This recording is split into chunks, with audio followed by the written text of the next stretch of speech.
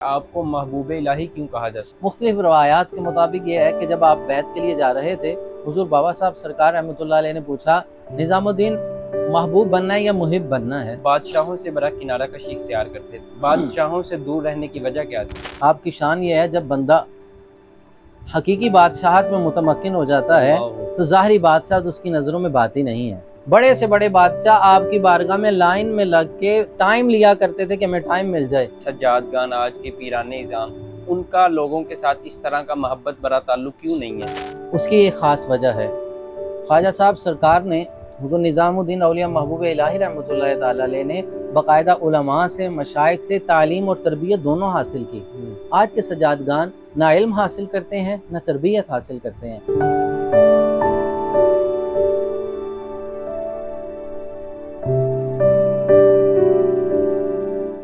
अस्सलामु अलैकुम नाज़रीन, प्रोग्राम सूफ़ीज़्म में मैं हूँ आपका मेज़बान हाफिज़ अब्दुल रहमान। नाज़रीन, जैसा कि आपको मालूम है कि इस पुरफितन दौर में हम हकीकी औलिया की हकीकी तालीमात आप तक पहुँचाने की कोशिश कर रहे हैं। उसी असना में हज़रत ख्वाजा निज़ामुद्दीन औलिया रहमतुल्लाह अलैह की शख्सियत पर गुफ्तगू करेंगे। आप वो शख्सियत है जिन्होंने सारी ज़िंदगी अल्लाह की महब्बत, मखलूक की खिदमत और अखलाक हसना को फ़रोग़ देने में गुजार दी। आपकी शख्सियत पर गुफ्तगू करने के लिए मेरे साथ मौजूद हैं डॉक्टर आबिद अली कादरी साहब। डॉक्टर साहब, अस्सलामु अलैकुम। जी वालेकुम अस्सलाम व रहमतुल्लाहि व बरकातहू। डॉक्टर साहब, आप सबसे पहले हज़रत ख्वाजा निज़ामुद्दीन औलिया रहमतुल्लाह अलैह का मुख्तसर सा तारुफ बयान फरमा दें।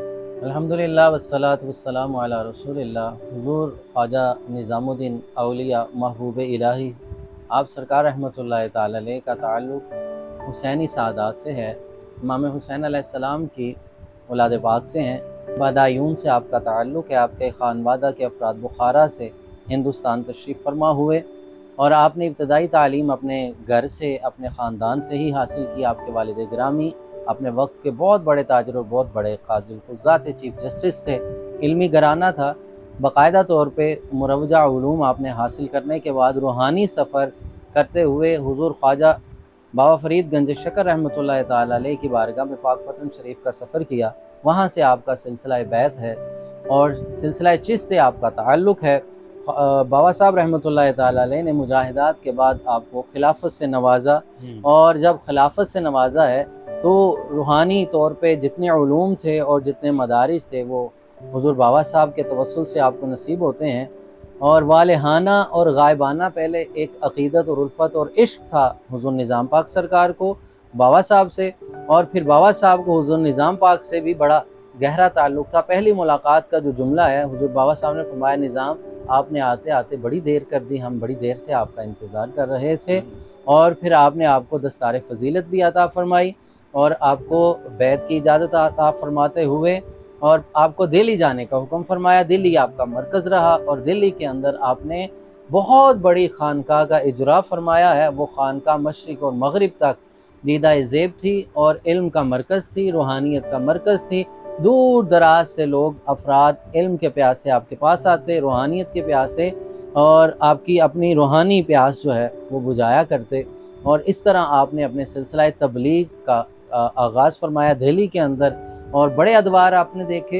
हुज़ूर निज़ाम पाक सरकार हुज़ूर महबूब इलाही रहमतुल्लाह तआला के बहुत से अलक़ाबात हैं और आपके बहुत से फरमुदात हैं, आपके बहुत से इरशादात हैं जिनकी रोशनी में सलूक का मंजिल तय करना बड़ी आसान है हर सालिक तरीक़त के लिए। डॉक्टर साहब, ये बताएं कि आपको महबूब इलाही क्यों कहा जाता है? हुज़ूर महबूब इलाही रहमतुल्लाह तआला अलैह आपको महबूब औलिया फिर महबूब इलाही कहा जाता है। मुख्तलिफ रवायात के मुताबिक ये है कि जब आप बैत के लिए जा रहे थे, हुज़ूर बाबा साहब सरकार रहमतुल्लाह अलैह ने पूछा, निज़ामुद्दीन महबूब बनना है या मुहिब बनना है? तो अर्ज़ करने लगे कि माँ अम्मा जी से पूछ के आऊँगा। आपकी वालिदा नहायत सालिहा आलिमा थी। आपने फरमाया, बेटा तुम्हारी ये जो महबूबियत है ये आसान रास्ता है, मुहिब बनना बड़ा मुश्किल है और दुश्वार है, तुम्हारे लिए मुश्किल होगा। बाबा साहब से जाके कहना कि हुज़ूर महबूब बना लें, मुहिब बनना तो दुश्वार है। आप सरकार की बारगाह में जब अर्ज़ की तो हुज़ूर बाबा साहब ने फरमाया, हाँ माँ ने अच्छा मशवरा दिया है, आज के बाद हम तुम्हें अपना महबूब नहीं बल्कि महबूब इलाही बना देते हैं। ख्वाजा साहब फरमाते हैं कि रूहानियत की दुनिया में दो महबूब हैं, एक महबूब सुबहानी और एक महबूब इलाही। महबूब सुबहानी हुज़ूर गौस पाक सरकार हैं, महबूब इलाही जो हैं हुज़ूर निज़ामुद्दीन औलिया महबूब इलाही हैं। तो ये महबूबियत मुर्शिद की तरफ से नसीब हुई कि शेख ने अल्लाह के हुज़ूर पेश कर दिया, या अल्लाह मेरे निज़ाम को मकाम महबूबियत नसीब फरमा। फिर हर ज़ुबान पे ज़द-ए-आम हो गया महबूब इलाही, महबूब इलाही, महबूब औलिया, महबूब इलाही हैं। एक रवायत ये है कि जब आपकी दस्तारबंदी हो रही थी, आपने नहायत आजिज़ व इनकिसारी का मुलाहिज़ा किया, कुछ इस अंदाज़ के साथ कि आपकी दस्तार जैसे जैसे बंधी जा रही थी, आप हर बल के ऊपर उस वक्त जितने मशाइख थे, जितने उलमा थे, जितने सूफिया आला दर्जे के सूफिया मौजूद थे, आप हर एक की कदम बोसी करते, फिर खड़े होते, फिर दस्तार बांधी जाती, फिर कदम बोसी करते, फिर खड़े होते, दस्तार बांधी जाती। तो इस मंज़र को देख के औलिया इकराम ने कहा कि आप महबूब औलिया हैं, आप महबूब औलिया भी हैं और महबूब इलाही भी हैं। ये बड़ा एक ख़ास तसलसल है। इसके अंदर फरमाया कि आपकी इज्ज़ इनकिसारी को देख के, अदब और एहतराम को देख के औलिया ने आपसे मोहब्बत की। तो जो सालिक तरीक़त होता है, यहाँ बड़ी एक गहरी बात है।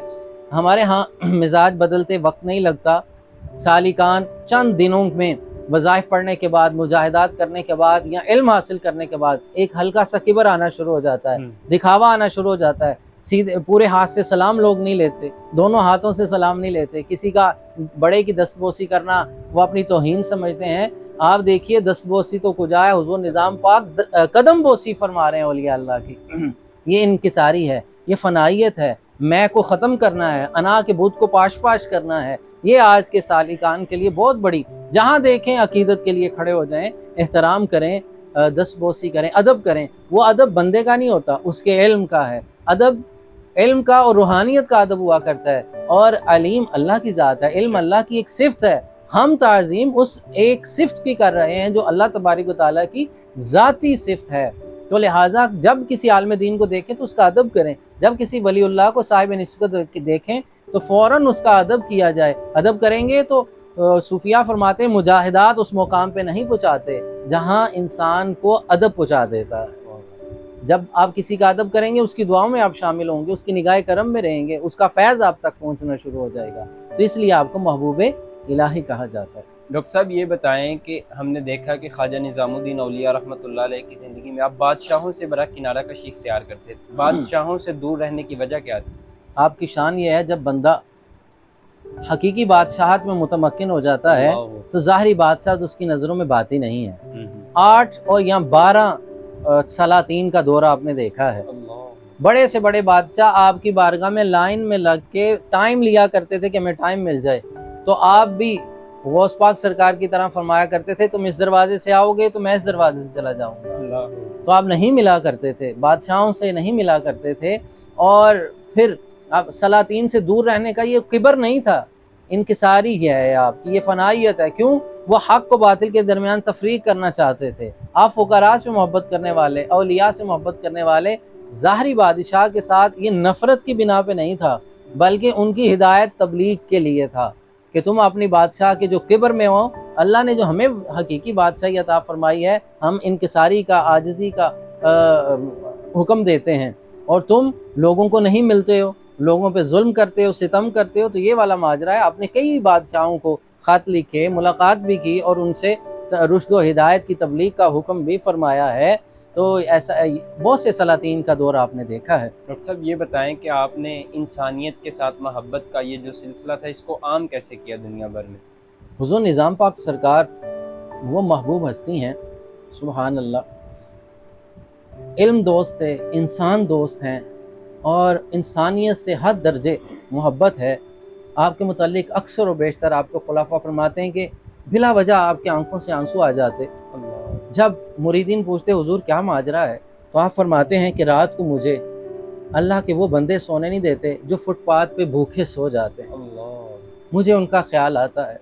फरमाया कि मैं चाहता हूँ कि उनके लिए खाने का एहतमाम करूँ, और मैं चाहता हूँ कि उनके लिए रहने का एहतमाम करूँ। और फिर आपने किया, एक वक्त में 3 लाख अफराद आपके दस्तरखान से खा के जाया करते। एक मजदूब कलंदर आपकी बारगाह में आए तो दुआ करने लगे, हमारे निज़ाम पाक आपका वो मुकाम होगा, फुकरा तो फुकरा बादशाह वक्त भी आपके दस्तरखान के लुकमे को अपने लिए एजाज़ समझा करें। ऐसा हुआ, फुकरा और उमरा भी आपके दस्तरखान से فیض لیا کرتے تھے، تو انسانیت سے بہت حد درجے محبت تھی۔ ایک وقت لنگر چل رہا ہے، افطاری کا وقت ہوا، خادم آ کے ایک پھیکا شوربہ ہے اور خشک روٹی ہے اس نے پیش کی، آپ نے ایک لقمہ سے افطار کیا، دوسرا لقمہ لیا، اس شوربے میں گھمائے جا رہے ہیں۔ کافی دیر کے بعد خادم جب واپس آیا تو دیکھا ایک ہی لقمہ اندر گیا، دوسرا گیا نہیں۔ انہوں نے کہا حضور آپ افطاری مکمل کر لیجئے۔ آپ فرمانے لگے یہ ہزاروں افراد جو کھانا کھا رہے ہیں یہ نظام ہی کھا رہا ہے، اللہ، یہ نظام الدین ہی کھا رہا ہے۔ تو آپ حضرت خواجہ خضر علیہ السلام سے ایک ولی اللہ کی ملاقات ہے، انہوں نے پوچھا حضور اگر آپ سے ملاقات کرنی ہو تو کہاں ہیں؟ فرمایا نظام الدین اولیاء کی خانقاہ پہ، ان کے دسترخوان پہ آنا، ہماری ڈیوٹی ان کے لنگر خانے پہ ہے۔ سبحان اللہ۔ آپ جمعے کی نماز ادا کرنے کے لیے جایا کرتے تو جب گھر سے نکلتے بازار میں لوگ آپ کو دیکھ کے دکانیں چھوڑ کے آپ کے استقبال کے لیے کھڑے ہو جایا کرتے۔ کئی بار ایسا ہوا آپ جمعے کی نماز سے پہلے لنگر خانے میں تشریف فرما ہوتے، فرماتے یہ سارے کا سارا بانٹ دو فقراء و غرباء میں، جب سب تقسیم کرو گے پھر ہم جمعے کی نماز ادا کریں گے۔ جب آپ کا جنازہ جا رہا تھا، ایسے لوگ جنہیں قابل نفرت کی نگاہ سے دیکھا جاتا ہے، معاشرے میں جہاں ان سے دوستی سنگت نہیں، انہیں پاس نہیں بٹھایا جاتا، معاشرے کا ایک خاص طبقہ نام لیے بغیر، وہ لوگ باہر نکل آئے اور کہنے لگے نظام پاک آپ دنیا سے جا رہے ہیں، ہمیں یتیم کر دیا، ہم بھوکے مر جائیں گے۔ آپ کے لنگر خانے سے ماہانہ گروسری ہمارے گھر میں، لنگر ہمارے گھر میں آتا تھا، راشن ہمارے گھر میں آتا تھا، اب ہم کیسے پلیں گے؟ تو یہ آپ کی انسان دوستی ہے، یہ انسانوں سے محبت ہے اور الفت ہے۔ کثیر کہانیاں ہیں جو حضور نظام پاک سرکار کے آپ کی شخصیت سے ہمیں نصیب ہوتی ہیں۔ ڈاکٹر صاحب آپ نے بھی تذکرہ کیا خواجہ صاحب کا کہ آپ انسانیت سے کس قدر محبت کرتے تھے، لیکن آج ہم دیکھتے ہیں آج کے سجادگان، آج کے پیران نظام، ان کا لوگوں کے ساتھ اس طرح کا محبت برا تعلق کیوں نہیں ہے؟ اس کی ایک خاص وجہ ہے۔ خواجہ صاحب سرکار نے، حضور نظام الدین اولیاء محبوب الہی رحمۃ اللہ تعالی علیہ نے باقاعدہ علماء سے، مشائخ سے تعلیم اور تربیت دونوں حاصل کی۔ آج کے سجادگان نہ علم حاصل کرتے ہیں، نہ تربیت حاصل کرتے ہیں، نہ مجاہدات کی طرف جاتے ہیں، نہ تنہائی اور خلوت میں اپنے آپ کو اللہ کے حضور پیش کرتے ہیں، نہ شب بیداری کی طرف آتے ہیں، نہ پاکیزگی اور تطہیر کی طرف آتے ہیں۔ انہیں بنی بنائی مسند ملتی ہے، انہیں انسانوں سے کوئی غرض نہیں، وہ مال و زر کے ایک خاص حصار کے اندر رہتے ہیں۔ اکثر اللہ ماشاء اللہ اچھے لوگ بھی موجود ہیں، خانقاہوں میں کام کرنے والے موجود ہیں، ان کی بات نہیں کی جا رہی، ان کے ساتھ تو ادب سے ہمارا ہاتھ جوڑ کے ان کو سلام ہے، لیکن ہم ان لوگوں کو دیکھتے ہیں، آپ نے دیکھا سوشل میڈیا پہ بڑی بڑی خانقاہوں کا سجادہ ہے، سیدھے ہاتھ سے سلام نہیں لیتا، مکمل ہاتھ سے سلام نہیں لیتا، لوگ اسے ملنے کے لیے آتے ہیں، وہ لوگ تو محبت کا اظہار کر رہے ہیں لیکن وہ ملنا گوارا نہیں کرتے۔ یہ کس قسم کا کبر ہے؟ یہ ان کے بزرگوں کی تعلیمات نہیں ہے، کسی بھی ولی اللہ کی تعلیمات نہیں ہے، یہ میرے آقا کی سنت بھی نہیں ہے، شریعت کی تعلیمات بھی نہیں ہے، لیکن جس مسند، جس سیٹ پہ وہ خان وادے پہ وہ بیٹھا ہے، جس مسند کا وہ سجادہ نشین ہے، وہ اپنا ظاہر دیکھ لے اور اپنے بڑوں کی تعلیمات دیکھ لے، پھر یہ معاشرہ یہ کہتا ہے آج کا کہ نعوذ باللہ ثم نعوذ باللہ کہ شاید ان کے بڑے بھی ایسے ہی ہوں گے۔ وہ ان لوگوں کو ظاہری عادت کو دیکھ کے وہ بڑے لوگوں پہ تنقید کرنے لگتے ہیں، وہ کہتے ہیں کہ بڑے بھی شاید ایسے ہی تھے، بڑے بہت اچھے لوگ تھے، وہ بڑے لوگ تھے، بڑے تو بہت بڑے لوگ تھے، وہ انسان دوست لوگ تھے۔ غوث پاک سرکار کا فرمان ہے جو ہر ولی اللہ نے جس کی تشریح کی ہے، رب تک جانے کے جتنے راستے ہیں آسان ترین راستہ اللہ کی مخلوق سے ہو کے جاتا ہے، لوگوں کو کھانا کھلا کے اللہ کو راضی کیا جاتا ہے، لوگوں کو نافع الخلائق بن کے پھر روحانیت ملتی ہے۔ جو لوگوں سے، اللہ کے بندوں سے جو محبت نہیں کرتا، اللہ اس سے محبت نہیں کرتا۔ اللہ۔ خواجہ صاحب کا امیر خسرو رحمۃ اللہ علیہ سے کیسا تعلق تھا آپ کا؟ حضرت امیر خسرو رحمۃ اللہ تعالی علیہ، خواجہ صاحب حضور نظام پاک سرکار کے محبوب ہیں۔ اللہ، مرید سب ہوتے ہیں، مراد کوئی ایک ہوتا ہے۔ بے شک۔ تو آپ کے تمام مریدین میں حضور امیر خسرو رحمۃ اللہ تعالی علیہ آپ کی مراد ہیں، مرید ہیں ایسے مقام پہ جو مقام مراد پہ تھے۔ تو آپ فرماتے تھے کہ میں ہر ایک سے اختا جاتا ہوں، وقت ہوتا ہے نا، ظاہری تقاضا ہے، جسمانی تقاضا ہے، تھکاوٹ کا شکار ہو جاتا ہوں، اے خسرو تجھ سے کبھی نہیں اختا۔ میں ہر ایک سے کنارہ خلوت کی طرف جانا چاہتا ہوں، لیکن میں چاہتا ہوں میری خلوت بھی ہو تو تو میرے ساتھ ہو۔ ایسا آدمی 3 لاکھ اشعار کا خالق ہے وہ امیر خسرو علیہ رحمہ، آپ کے متعلق ہے۔ اللہ نے آپ کو اتنا سوز عطا فرمایا، اتنا سوز عطا فرمایا تھا کہ جب آپ خاص کیفیت میں آتے تھے، اشعار پڑھتے تھے تو دل کی طرف سے ایک دھواں اٹھنے لگتا تھا، ظاہری طور پہ بھی یہ لوگوں نے دیکھا۔ تو امیر خسرو رحمۃ اللہ تعالی سے خاص محبت ہے، کیوں؟ وہ آپ کی محبت کی کیفیات کو اپنے اشعار کی صورت میں، نظم کی صورت میں، غزل کی صورت میں مزید اضافہ کیا کرتے تھے۔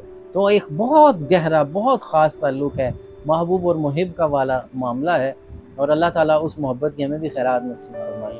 ڈاکٹر صاحب یہ بتائیں کہ آج کے اس پرفتن اور مٹیریلسٹک دور میں اولیاء کی تعلیمات پر عمل بہت کم ہو گیا، اس کی کیا وجہ ہے؟ آج کا دور مادہ پرستی کا دور ہے، خواہشات کا دور ہے، لذات کا دور ہے، شہوات کا دور ہے، اور روحانیت اتنی دبتی چلی جا رہی ہے۔ روحانیت ان تمام چیزوں کو ترک کرنے کا نام ہے۔ نظام پاک سرکار رحمۃ اللہ علیہ فرماتے ہیں روحانیت کا آغاز ترک کرنا ہے، اور روحانیت کی منزل اللہ کی ذات ہے، کہ ماں سوا اللہ ہر شے سے کنارہ کشی کرنی ہے، اپنے آپ کو، اپنے دامن کو بچا کے رکھنا ہے۔ ہم دنیا میں رہتے ہوئے دنیا کو تو غالب کرتے ہیں، لیکن روحانیت کے طالب تو رہتے ہیں، لیکن روحانیت کی کوشش نہیں کی جاتی، کاوش نہیں کی جاتی۔ بس روحانی باتیں سننا تو اچھی لگتی ہیں، لیکن یہ تو عمل کرنے سے ملے گی، صرف سننے سے تو نہیں ملے گی۔ روحانی گفتگو، روحانی حکایات سننے میں بڑی لذت دیتی ہیں، ہم چاہتے ہیں کہ ہم اس کا حصہ بنیں، لیکن یہ عمل کے ساتھ ہوگا، باقاعدہ طور پہ اس پہ عملی جامہ پہنائیں گے تو ہوگا۔ صوفیاء اکرام نے عمل کر کے دکھایا ہے، اپنی سیرت کے اعتبار سے، اپنے قول اور فعل کو یکجاں کر کے، یکساں کر کے پھر بتایا ہے کہ قول و فعل جب اکٹھے ہو جاتے ہیں، روحانیت کا سفر شروع ہو جاتا ہے، پھر قدم قدم پہ اللہ کی رحمتیں نازل ہوتی ہیں، اللہ کی مدد آتی ہے، اللہ کا قرب نصیب ہوتا ہے، کیونکہ منزل اللہ رسول کی ذات ہے۔ یہ ایسی منزل ہے کہ آپ کا وقت وصال آتا ہے، حضور نظام پاک سرکار آنسو جاری ہیں، لوگ پوچھ رہے ہیں کہ حضور کیا ماجرا ہے، کیا معاملہ ہے؟ فرمایا جب محبوب بلائے تو دنیا میں رہا نہیں جاتا، میرے آقا نے مجھے یاد کر لیا ہے، اور میرے آقا نے شب مجھے فرمایا ہے نظام الدین آپ واپس آ جاؤ، تمہارے بغیر ہمارا دل نہیں لگ رہا، تمہیں ملنے کا ہمیں اشتیاق ہے، اب ہم دنیا کو چھوڑنے لگے ہیں اور اپنے محبوب کی بارگاہ میں جانے لگے ہیں۔ اس لیے جس محبوب کو ساری زندگی یاد کیا ہے، آج اس محبوب نے باقاعدہ یاد کر لیا ہے۔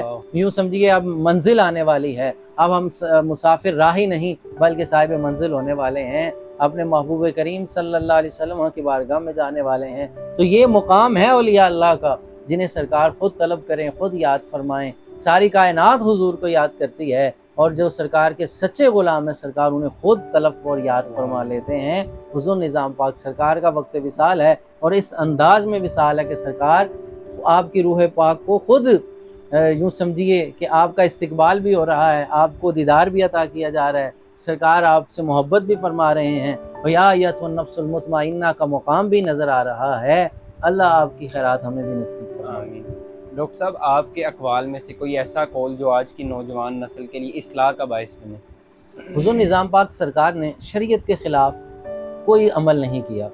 آپ فرمایا کرتے تھے اپنے سالکان طریقت کو کہ اگر روحانیت چاہیے تو شریعت مضبوطی سے تھامو، ایک ہاتھ میں قرآن اور دوسرے میں سننا ہونی چاہیے، جب مضبوطی سے اس دامن کو تھام لو گے تو سفر شروع ہوگا۔ ایسا نہیں ہے، ہمارے ہاں یہ ہوتا ہے محنت نہ کرنی پڑے، بس خواب کی دنیا میں رہیں، خیال کی دنیا میں رہیں، عمل سے آ رہی ہے، اور فرمایا وہ بندہ کبھی صاحب منزل نہیں ہو سکتا جو عمل سے آ رہی ہے، جس کی راتیں تاریک ہیں وہ کبھی صاحب منزل نہیں ہو سکتا، جس کا دن اللہ کے ذکر سے خالی ہے وہ کبھی صاحب منزل نہیں ہو سکتا، جس کا ظاہری وضاقتہ صوفی جیسی ہے اور من پاک نہیں ہے کبھی صاحب منزل نہیں ہو سکتا، جو ظاہری طور پہ جو باؤ دستار میں رہتا ہے اور اندر صاف نہیں، پاک نہیں، اندر کا صوفی اس کا بیدار نہیں، وہ کبھی صاحب منزل نہیں ہو سکتا۔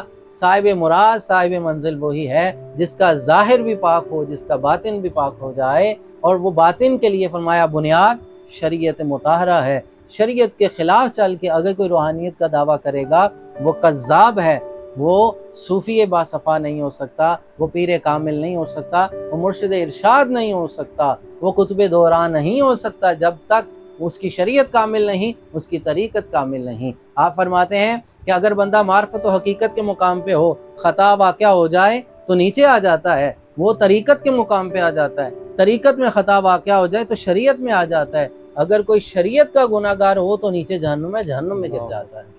یہ آپ کا فرمان ہے، تو ہمیں شریعت، معرفت، حقیقت تک پہنچنے کے لیے جو طریقت کا راستہ ہے وہ ہر لمحہ شریعت مصطفیٰ علیہ السلام ہے، اس کے سوا کوئی راستہ منزل تک آپ کو نہیں لے کے جائے گا۔ ناظرین، ہم سب کو چاہیے کہ ہم حقیقی اولیاء کی حقیقی تعلیمات کو سمجھنے کی بھی کوشش کریں، ان پر عمل کرنے کی بھی کوشش کریں۔ تو اگلے پروگرام تک مجھے اجازت دیجیے۔ اللہ نگہبان۔